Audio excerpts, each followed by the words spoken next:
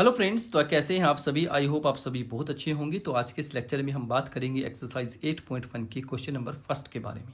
इससे पिछले लेक्चर में हमने डिस्कस किए थे कुछ बेसिक चीज़ों के बारे में जो हमने सीखी थी कि किस तरह से हमारे पास ट्रायंगल्स में हम कैसे पता लगा सकते हैं कि कौन सा एंगल साइन कैसे निकाल लेंगे, साइन ए कैसे निकालते हैं, साइन सी कैसे निकालते हैं। तो अगर आप चैनल पर नए हैं प्लीज़ चैनल को सब्सक्राइब करें, शेयर करें और हमें कमेंट करके ज़रूर बताएं आपको हमारी वीडियोज़ कैसी लगती हैं। चलिए स्टार्ट करते हैं आज का क्वेश्चन। तो क्वेश्चन हमारे पास देखिए क्या है। सबसे पहले क्वेश्चन की स्टेटमेंट पढ़ते हैं। A triangle right angle at B. एक ट्रायंगल है जिसमें राइट एंगल किस पे है, बी पे। राइट एंगल बोलते हैं 90 डिग्री के एंगल को। तो मैं एक ट्रायंगल बना लेता हूं जिसमें मैं राइट एंगल लिख देता हूं बी पे। राइट एंगल बोलते हैं जो एंगल 90 डिग्री का होता है हमारे पास।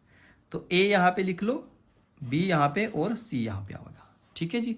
तो अब इसमें गिवन क्या है हमारे पास, A B is equal to 24। A B की वैल्यू मेरे पास 24 सेंटीमीटर गिवन है, बी सी की वैल्यू मेरे पास है 7 सेंटीमीटर। ठीक है। जब भी आप ट्रिग्नोमेट्री का क्वेश्चन करें तो आपने सबसे पहले तीनों साइड्स निकाल लेनी है ट्रायंगल्स की, क्योंकि तीनों के तीनों साइड्स का कहीं ना कहीं कोई ना कोई यूज जरूर होगा। ठीक है। तो पहले हम यहाँ पे पाइथागोरस थ्योरम का यूज करेंगे। यहाँ पे लिखेंगे using Pythagoras theorem. Pythagoras theorem क्या कहती है हमारे पास, हाइपोटेनियस का square is equal to base का स्क्वायर प्लस परपेंडिकुलर का स्क्वायर। देखिए जो स्टूडेंट्स नए हैं उनके लिए मैं एक बार दोबारा से रिपीट कर देता हूँ। ये हमारा हाइपोटेनियस होता है जो सबसे लंबी साइड होती है, और जहाँ पे हम निकालते हैं दैट इज बेस, और ये जो वर्टिकल लाइन होती है इसको बोलते हैं हम परपेंडिकुलर, या आप इसको एल्टीट्यूड भी बोल सकते हैं। तो BC मेरे पास है एल्टीट्यूड, ये मेरा बेस हो गया, ये मेरा हाइपोटेनियस हो गया।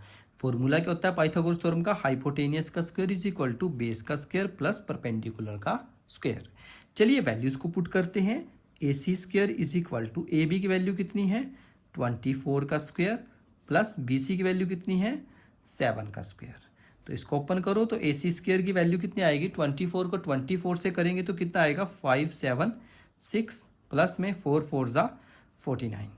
तो हमारे पास यहाँ पे AC स्क्वायर की वैल्यू कितनी आ जाएगी, देखो 576 और 49 ये हो जाएगा 625। दोनों तरफ स्क्वायर रूट लेंगे हम। ठीक है।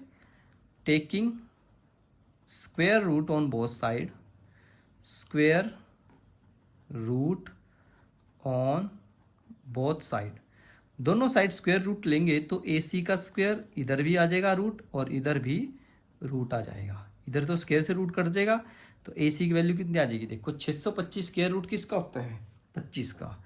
तो AC की वैल्यू आ जाएगी हमारे पास 25 सेंटीमीटर, यानी कि ये जो साइड है मेरे पास AC वो आ जाएगा 25 सेंटीमीटर। ठीक है स्टूडेंट्स। अब इसके बाद देखिए हमारे पास पूछा क्या क्या गया था। फर्स्ट पार्ट में हमें पूछा गया था साइन A की वैल्यू को। ठीक है। एक तो हमें साइन A निकालना है और दूसरा हमें निकालना है कोस A की वैल्यू को। ठीक है। देखिए साइन A का फॉर्मूला क्या था, हमने इसको पहले भी आपके पास डिस्कस किया था। देखिए एक बार जो नए हैं उनके लिए बता देता हूँ। एक हमने ट्रिक यूज़ की थी, पंडित बद्री प्रसाद हर हर बोले। ये मेरे पास होता था साइन, ये होता था कोस, ये होता था ये होता था साइन, ये होता था कोसिकेंट, और ये होता था मेरा कोस, ये होता था मेरा सीकेंट, ये होता था मेरा टेन, और ये होता था मेरा कोट। ठीक है ना।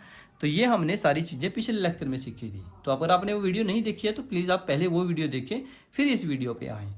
तो साइन का फॉर्मूला क्या है, परपेंडिकुलर अपॉन हाइपोटेनियस।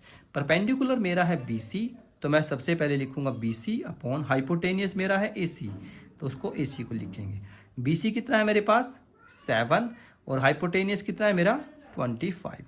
तो मेरे पास फाइनल आंसर आ जाएगा साइन A की value, sine A is equal to 7/25। ये मेरा फाइनल आंसर आ जाएगा। सेम ऐसे ही मैं कोस A की वैल्यू को निकाल लेता हूँ। कोस का फॉर्मूला क्या होता है, बेस अपॉन हाइपोटेनियस। बेस मेरे पास कितना है AB, बेस अपॉन हाइपोटेनियस कितना है AC। AB की वैल्यू कितनी है हमारे पास 24 बाय, और हाइपोटेनियस की वैल्यू कितनी है यानी कि AC की 25। तो मेरे पास कोस A की वैल्यू आ जाती है 24/25। ये मेरा दूसरा आंसर आ जाएगा। ठीक है स्टूडेंट्स। अब इसका दूसरा पार्ट करते हैं। दूसरे पार्ट में हमें बोला गया है साइन C के बारे में और एक बोला गया है हमें कोस C के बारे में कि ये वैल्यूज हमें निकालनी है। अब इनको कैसे निकाल लेंगे, देखिए यहाँ पे जो वेरिएबल है वो चेंज हो चुका है। ठीक है ना, मैंने आपको बताया था देखो कोस ए, साइन ए, ये दोनों वैल्यूज हम डायरेक्ट निकाल सकते हैं इस एंगल से, क्योंकि ए हमारा नीचे है, बेस में है। पर यहाँ पे बोला गया है साइन सी और कोस सी के बारे में। तो ऐसे क्वेश्चन में आप क्या करेंगे, देखिए ये सी जो है, या तो इस एंगल को आप थोड़ा सा पलट लो, या फिर इसको ऐसे याद रख लो कि जहां भी हमारा एंगल है, यानी कि सी है या ए है, वो साइड हमारी बेस होती है। क्या होती है हमारी? वो साइड बेस होती है। तो इस कंडीशन में जब हम साइन सी निकालेंगे या कोस सी निकालेंगे या टेन सी, कुछ भी आप निकालेंगे, तो ये मेरा बेस का काम करेगा, ये मेरा परपेंडिकुलर का काम करेगा, और ये हमारा हाइपोटेनियस तो कांस्टेंट ही रहेगा। ठीक है ना। तो साइन सी का फॉर्मूला क्या होता है? Perpendicular upon hypotenuse. तो इस केस में हमारा परपेंडिकुलर क्या बनेगा? ए बी बनेगा। क्यों बनेगा ए बी? क्योंकि सी वाली जो लाइन है, जहां पे सी लिखा हुआ है, वो मेरा बेस है, और उसके सामने वाली जो साइड होती है उसे बोलते हैं हम परपेंडिकुलर। तो परपेंडिकुलर अपॉन हाइपोटेनियस, हाइपोटेनियस मेरा सेम रहेगा A B by A C.